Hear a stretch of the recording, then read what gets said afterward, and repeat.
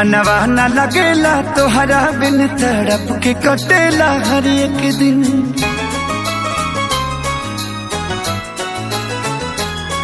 मनवा न लगेला तोहरा बिन तड़प के कटेला हर एक दिन। कहा चलुआ चके परा के है अखिया के चस्का धरा के, हाँ अखिया के चस्का धरा की।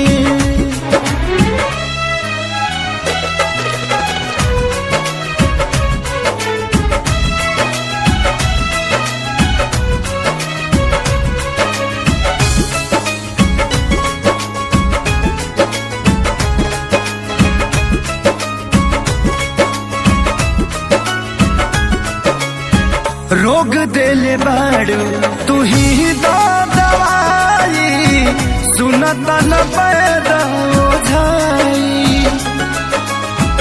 चाहत बराहत भेटा जाई हमके दहना ओढ़निया ओढ़ाई।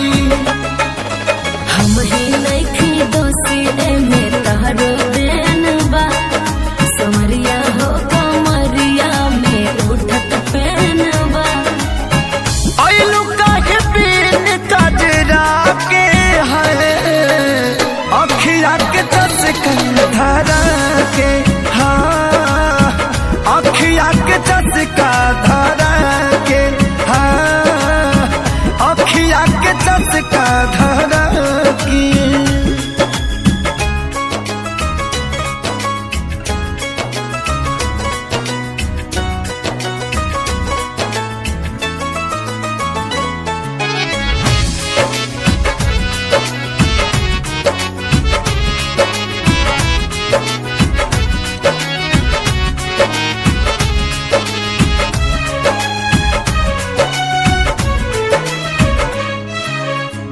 रस रस चढ़े द मोहब्बत के पानी, होखे द सुघट जवानी।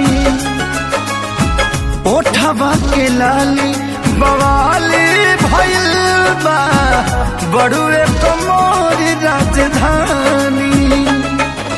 छुले बड़ा जब से तब से हाल बा, तोहरा के बिना देखले अब जियल काल बा।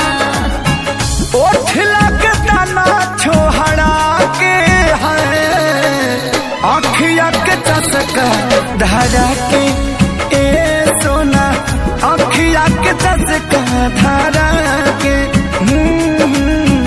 अखिया के चस्का धरा